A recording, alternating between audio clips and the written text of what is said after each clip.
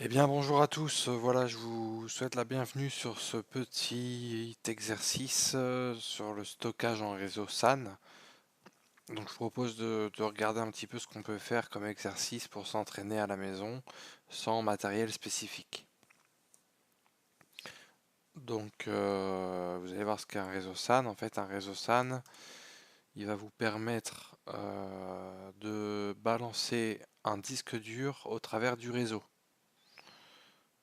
C'est-à-dire que vous allez donner un disque dur à un serveur, par exemple, ou autre chose, hein, même un PC peut recevoir des volumes, un PC professionnel,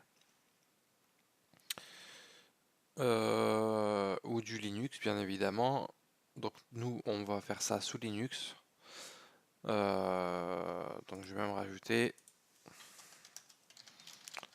sous Linux, parce que là, c'est vraiment un tutoriel sous Linux. Donc on va aller chercher pour ça, il va y avoir trois éléments, le réseau, le serveur et la baie de stockage. Donc le réseau, ça sera un réseau SAN ISCSI. Il y a plusieurs types de réseaux SAN, donc il faut connaître le réseau SAN ISCSI, FC, Fiber Channel, Fibre Channel.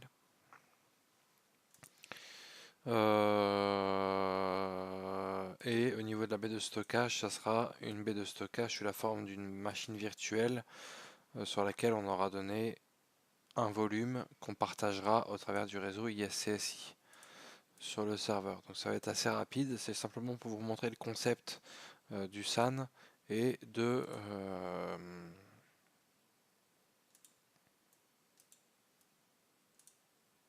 et du réseau SAN, du réseau de stockage. Donc pour cela, on va aller chercher notre environnement de travail. Alors sur mon environnement de travail, j'ai plusieurs choses. Donc voilà, ça c'est du Linux. Ce qu'on va faire, c'est que je vais vous montrer tout de suite. En commençant, on va commencer au niveau du schéma que je vous ai présenté tout à l'heure. On va commencer de gauche à droite. Donc moi, le réseau est déjà monté, etc. Je vais vous montrer un petit peu comment ça fonctionne. Donc au niveau de la baie de stockage,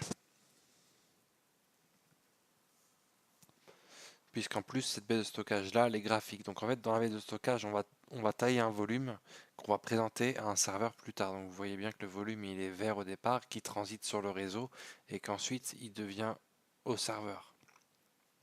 Le serveur voit ce volume au travers du réseau. Donc nous on va utiliser le protocole ISCSI.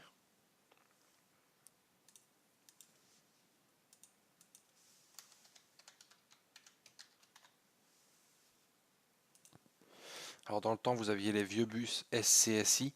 C'était à l'époque où les disques étaient attachés directement en local sur le serveur, c'est-à-dire que vous aviez sur votre serveur ou sur votre OS, vous aviez directement des disques, et ces disques pouvaient être des disques de type SCSI.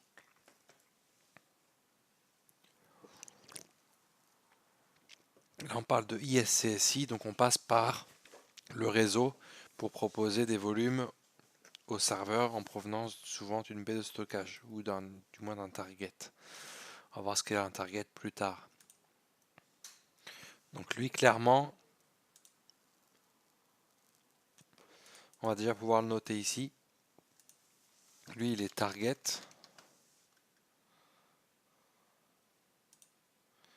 et lui il est initiator. D'accord, ce qui veut dire que la target, c'est vraiment là où on va aller chercher, où l'initiator va aller chercher les données. La target, c'est vraiment là où on propose les volumes. La baie de stockage, elle est target parce que en fait, c'est elle qui dessert les volumes, qui propose les volumes au serveur. Et lui, le serveur initie la connexion et reçoit les disques. On va commencer doucement. On va aller sur la baie de stockage. Donc la baie de stockage, elle doit être ouverte, pas très loin. Donc elle est là. Il s'agit d'OpenFiler.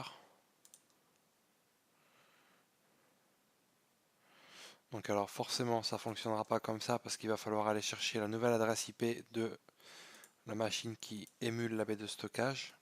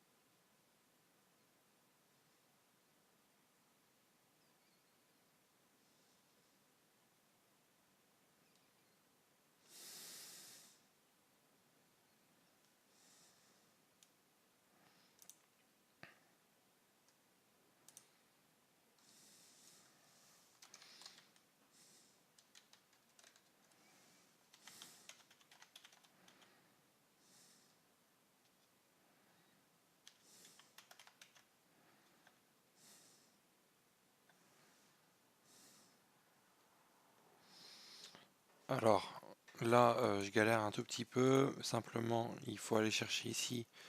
Normalement je devrais redémarrer la machine mais je ne veux pas la redémarrer. On va simplement tenter de faire un DH client, il va dire que c'est déjà starté et on va dire service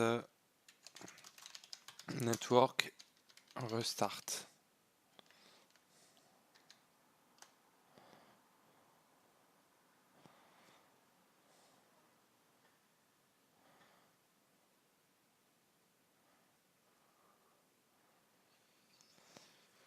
Alors IP ADDR, si je mets qu'un seul P ça sera mieux.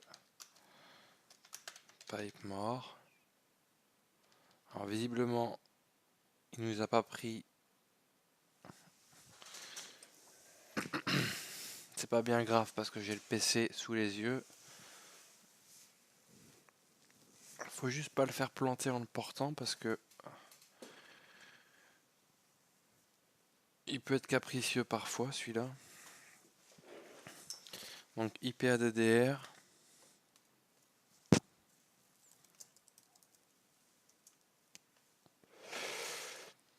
Alors donc du coup, donc là il affiche les cartes réseau.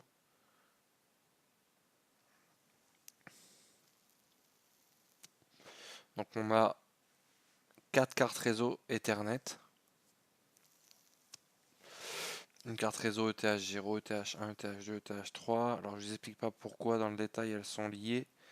Mais il faut savoir qu'au niveau du plan d'adressage réseau, c'est un peu mal foutu parce que j'ai dû rajouter une carte après. Vous avez le TH1 et le TH3 qui sont sur le réseau qui va servir les disques. Donc ce qu'il faut que vous reteniez, c'est quand on va se connecter de l'autre côté sur la partie ETH2, ETH2, ETH1 et ETH3, quand on va se connecter dessus, de l'autre côté, sur l'autre, sur le serveur sur lequel on va donner les disques, parce que ça c'est la baie de stockage, c'est vraiment la ligne de commande de la baie de stockage. Quand on va servir les disques, on utilisera le réseau 192.168.8.0. Donc là vous avez une adresse en 168.8.5 et 168.8.6.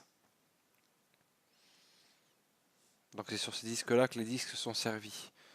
L'adresse 10.004.15 c'est du NAT qui est naté sur ma carte réseau pour sortir sur internet. Et l'adresse 192.68.56.103 c'est l'adresse que je devrais pouvoir accéder pour accéder à la baie de stockage. On va y retourner.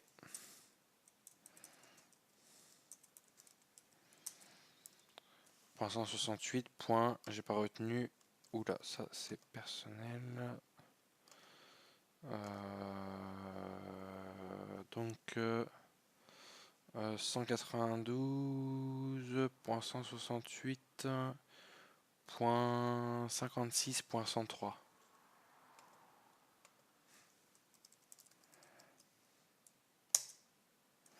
Donc là il nous dit que la connexion n'est pas privée, etc. Il faut accepter les certificats. Et là vous avez Open Filer, password. Donc là on arrive sur une page où en fait il nous dit que ça fait 2 heures que la machine est lancée. Donc la bête de stockage qui s'appelle OpenFiler.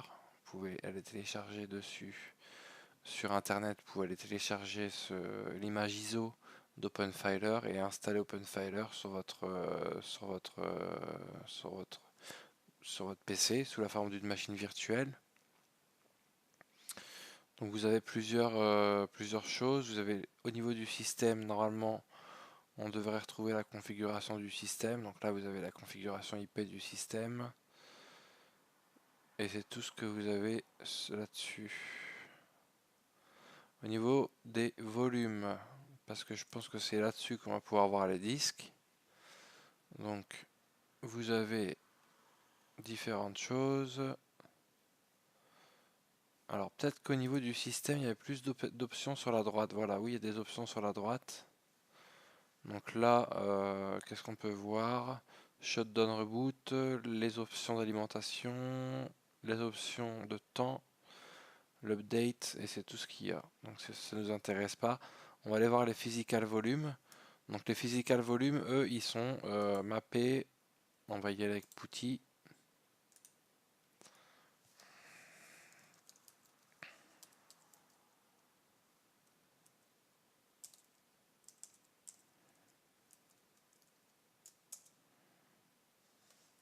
On a la chance parce que on a un serveur SSH là-dessous. Donc là, on est sur la baie de stockage. Ce qu'on va faire, c'est que je vais vous montrer les disques qui sont présents. Comme ça, vous allez comprendre un petit peu comment fonctionne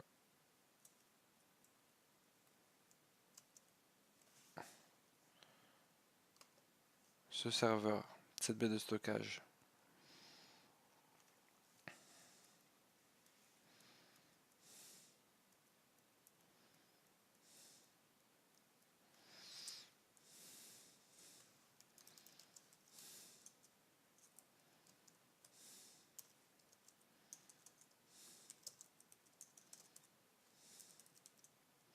Donc là, je fais un fdisk-l pipe more pour vous montrer. Alors, le pipe more, il n'a pas été bien pris, j'ai l'impression. Bon, c'est pas grave, de toute façon, on est sur Putty, donc je vais pouvoir vous montrer. Donc, il nous dit que là, on a 3 disques. On a un disque qui s'appelle SDA, sur lequel tout ce qui est système a été installé, donc le système de la baie de stockage, le système de l'appliance OpenFiler, pour être plus précis. Ensuite, on a des disques qui sont montés, qui font donc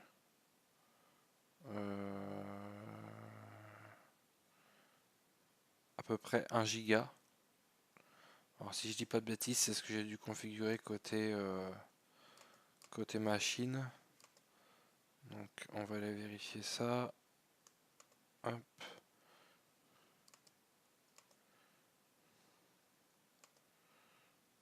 Donc voilà, j'ai monté. Alors là, ce que je comprends pas, c'est qu'effectivement, il arrive à me voir mes disques en fait dans le. Quand on crée des disques, il crée des disques en fait. On les voit là, les disques qui sont présentés, mais c'est pas intéressant. Ce qui est intéressant de voir, c'est que en fait, là, il y a 2 disques. Donc un disque qui s'appelle SDA, qui contient le système, et un disque qui s'appelle SDB, qui fait 40 gigas, qui contient le disque en fait sur lequel on va créer tous les disques. Donc lui, c'est un disque magique en fait, entre guillemets. C'est vraiment sur ce disque là qu'on va créer tous les disques, les petits disques qu'on va présenter au serveur au serveur sur lequel on va présenter des disques dont on va prendre le schéma. Donc le disque SDB, c'est la baie de stockage qu'il contient, sur lequel on va tailler des volumes qu'on va présenter au serveur. Donc voilà ce que vous avez à savoir pour l'instant. Donc on va retourner sur la baie OpenFiler. Et vous avez vu donc que là, on va regarder au niveau des volumes. Donc VG0, donc vous avez le VG0 qui est là. Alors par contre, ce qui me chagrine un tout petit peu, c'est que à ce niveau-là, il est capable de voir les disques qui sont montrés à au serveur. Mais ça, c'est parce que les disques doivent être partagés, je pense. Donc voilà. Là, si on clique là-dessus, on va pouvoir voir les 3 élevés, je pense. Donc voilà. Là-dessus, on peut pas trouver. On voit le VG, mais on voit pas. Donc ça, c'est marrant. Je savais pas que ça faisait ça comme ça. Alors, moi, ce que je voulais vous montrer, c'était les disques. Donc, si on va sur les volumes group, vous avez donc le VG, donc qui contient les volumes physiques et qui contient donc notre volume SDB1, notre volume de 40 Go qui a été formaté par le système pour être utilisé et qui ne fait plus que 38 Go. Et là-dessus, donc on a créé un VG, c'est-à-dire on aurait pu ici mettre plusieurs disques en fait. On aurait pu mettre 20 disques, 30 disques. Là, on n'en a mis qu'un seul parce que c'est déjà un disque super sécurisé qui tient sur un RAID, enfin, vous imaginez le contexte. Et en fait, il pourrait y avoir plusieurs disques à ce niveau-là. Donc là, on a notre volume group.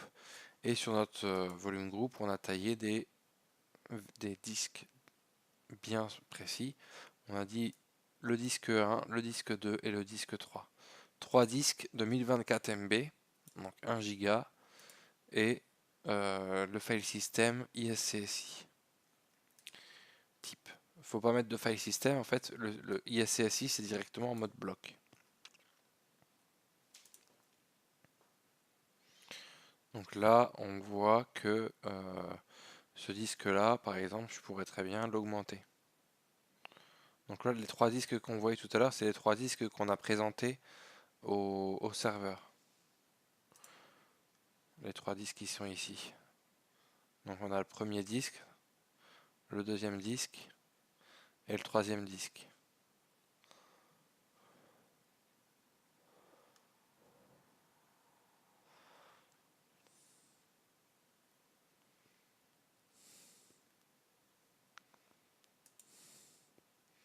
Alors là-dessus, il faut aller sur service. Et dans service, il faut bien ne pas oublier de enable l'ISCSI target et surtout de la faire running. Donc cliquez sur start. Qu'est-ce que je peux vous dire d'autre par rapport à OpenFiler? Donc au début, bien sûr, vous allez créer un VG. Créer un VG en ajoutant des PV dedans. Donc les PV, c'est vos disques physiques qui vont être détectés forcément. Et les VG, ce sont vos disques groupes sur lesquels vous taillez des LV. Donc là, j'ai taillé 3 disques que je présente ensuite à mon serveur qui est ici. Et ça, c'est un serveur CentOS. Donc sur lequel j'ai passé la commande suivante. Si je veux bien la retrouver. Alors, hop. J'espère que je vais retrouver ma commande quand même. Alors là, je vois un Yum install. Donc, j'ai passé cette commande là déjà pour installer le multipass. Ensuite, il faut aller éditer un fichier qui s'appelle multipass.conf. On va regarder ce qu'il y a dedans.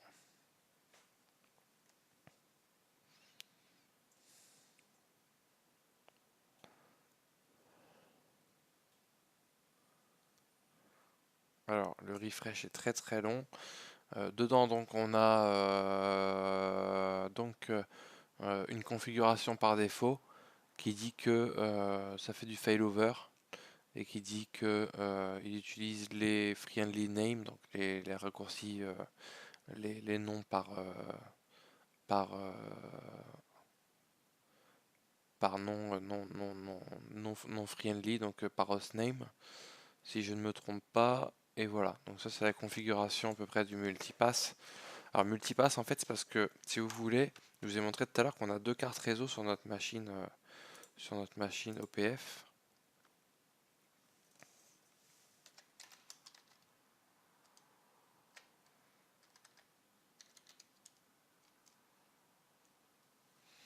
On a une carte réseau en 192.168.8.5 et une carte réseau en 192.168.8.6. Alors en fait j'ai fait ça, c'est pour émuler le fait qu'on puisse avoir deux liens réseau. D'accord? Donc on a un lien réseau qui part sur un switch qui va sur le serveur sur une patte et un lien réseau qui va sur le serveur sur une autre patte. D'accord? Donc sur le serveur, c'est pareil, on a la même chose. Donc ça, on va faire quitter à ce truc-là.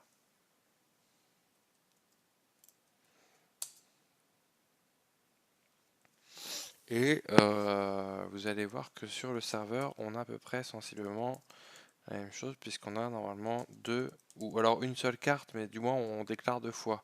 Et je vais regarder tout de suite. Donc là, on a différentes choses. On a le 192.168.56, c'est le réseau d'administration. 192.168.8.10 et .8.11. Donc on a bien deux cartes réseau qui sont up et qui vont vers le même réseau que la baie de stockage, qui est en 8.6 et 8.5. D'accord? Donc à partir de là, moi ce que je fais, c'est que je regarde au niveau de la commande ISCSI ADM. Donc bien évidemment, il faudra que vous installiez avant. Je vais chercher les commandes. Donc là-dessus, il va falloir que vous installiez ce package YumaStam ISCSI Initiator utile pour pouvoir transformer votre serveur en initiateur ISCSI. Et ensuite, il faudra que vous fassiez cette commande Discovery, ISCSI ADMM Discovery. Je vous invite à chercher des tutoriels ESCSI Initiator sur Google, etc. Vous allez trouver votre bonheur pour découvrir votre baie de stockage. On peut d'ailleurs continuer à faire la commande. Donc là, il nous dit qu'en fait, il voit sur la baie de stockage, il voit plusieurs targets. Il voit la .8.5 qu'on voit ici et la .8.6. Donc nous, derrière, ce que j'ai fait, moi, en fait, derrière, c'est que j'ai fait un connect. Ou du moins, je ne me suis pas connecté, mais j'ai fait un login. Je vais vous montrer la commande que j'ai tapée. Donc j'ai tapé cette commande-là pour me connecter. Et de là, qu'est-ce qu'il a fait? Il m'a trouvé les disques. Les disques qu'on va voir ici.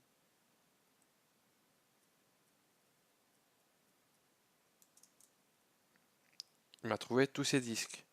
Donc on a présenté 3 disques. Vous allez me dire pourquoi est-ce qu'il envoie 6? Alors là on en compte 6. On en compte 1, 2, 3. 1, 2, 3. Des disques OpenFiler. Hein. Donc en fait il a vu 6 disques. Parce que c'est normal, il voit bien 6 disques. On lui a présenté sous deux chemins. Donc quand j'ai fait la commande, la fameuse commande qui permettait de faire un login au niveau du target ISCSI, j'ai fait un login sur le point 5 et j'ai aussi fait un login sur le point 6. Hein. D'accord? Comme ça, il s'est connecté deux fois. Et il s'est connecté par deux endroits. Donc il m'a vu, au lieu de me voir 3 disques, il m'a vu 8 disques. 6 disques, pardon. D'accord? Donc à partir de là, moi ce que j'ai fait, c'est que j'ai installé l'outil multipass qui permet en fait d'agréger les chemins. Et à partir de là, la magie opère et vous avez donc 3 disques avec à chaque fois 2 chemins. Et c'est le multipass qui vous fait ce travail-là tout seul. Donc maintenant, on voit 3 disques qui sont MPass C, MPass B et MPass A. Et en fait, c'est des disques qui ont plusieurs chemins parce qu'ils pointent sur 2 disques vus par le système, donc 2 chemins. Mais derrière, c'est le même disque sur la baie de stockage. Donc jusqu'à là, j'espère que vous arrivez à suivre. Donc si je fais un fdisk -L à ce niveau-là, il va y avoir tout un tas de bordel. Il y a tous les premiers disques qu'on voit ici jusqu'à SDG qui font 1073 MB, donc ça c'est 1024 MB normalement, qu'on avait taillé, mais c'est pareil, le système a détecté un petit peu plus. Et au niveau des disques où on a fait l'agrégation, tout seul, le multipass m'a fourni 3 nouveaux disques qui sont le disque MPass A, MPass B et MPass C qui sont présents sous dev mapper MPass C. D'accord? Donc moi derrière, qu'est-ce que j'ai fait? J'ai fait du LVM. Vous allez me dire qu'est-ce que c'est qu'LVM? En fait, LVM, c'est simplement pour utiliser une surcouche qui vous permet de redimensionner vos disques à la volée, etc. Et que ce soit plutôt l'administrateur du système qui le fasse. Donc si je fais un PV display par exemple ici, on va voir que j'ai utilisé comme PV, donc comme physical volume, j'ai utilisé le MPass A, MPass B et MPass C. J'en ai fait un VG qui s'appelle VGB3N, qui est ici, VGB3N au format LVM, qui a donc un logical volume et qui a 3 physical volumes. Donc dans ce VG, après j'ai refait un LV qui s'appelle VGB3N. Donc ce LV là, tout de suite, si on le monte, on peut écrire dedans et on peut très bien faire des opérations. Ça fonctionnera comme un disque normal. Donc voilà, est-ce qu'il est nécessaire ou pas que je vous montre le disque et le formater? Je sais pas, mais peut-être qu'on va pouvoir le faire. Alors je suis pas un féru de Linux, donc les commandes mkfs, etc. Je vais bien tenter de la faire tout seul comme ça, mais comme un grand, mais je suis pas sûr de pouvoir bien y arriver.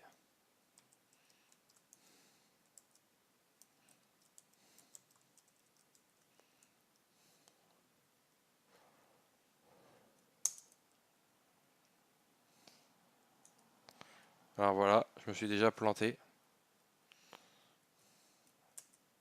Je vous invite à pas faire de bêtises comme ça le jour où vous faites ça en environnement de production. Donc là, visiblement, il nous a formaté le disque.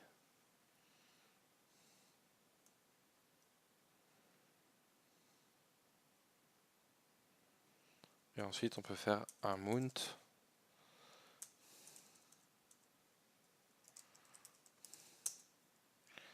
Il nous dit de faire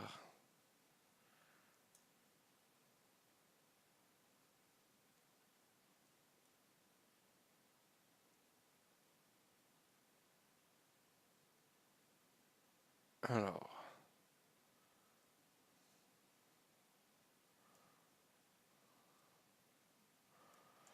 la commande mount, ça m'énerve sur Linux, c'est trop compliqué.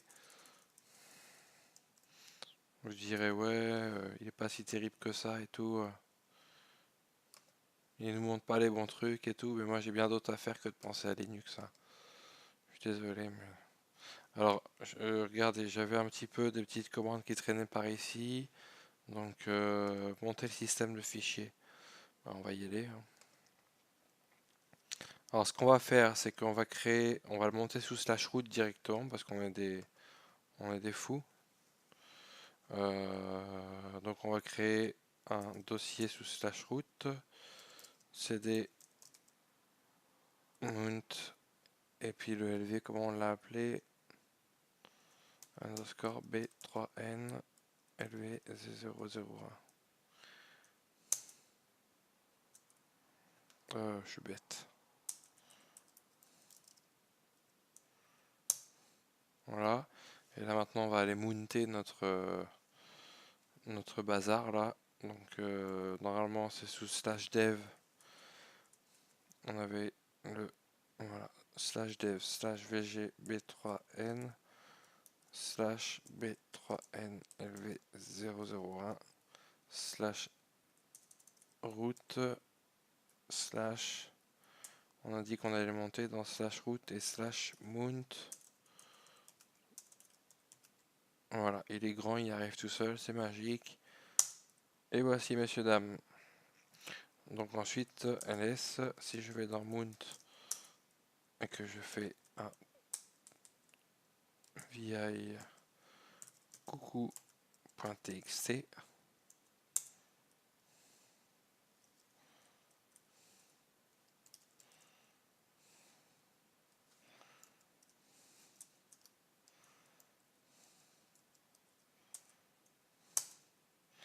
eh ben, je vais avoir mon coucou.txt.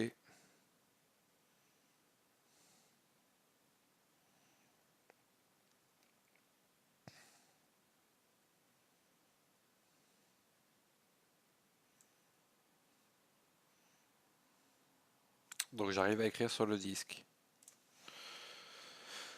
Voilà, messieurs, dames, donc jusqu'à là, vous pouvez encore écrire, donc on va faire un petit df.h, on va regarder, donc au niveau de mon LV, bon ben voilà, j'ai utilisé 1,3 mégas de place, il me reste 924 mégas, et je pourrais très bien refaire des LV dans mon... Voilà. Moi c'est un peu particulier parce que j'ai fait du LVM au-dessus, donc je vous invite à regarder un petit peu ce que LVM, je vous ferai un cours là-dessus si vous voulez.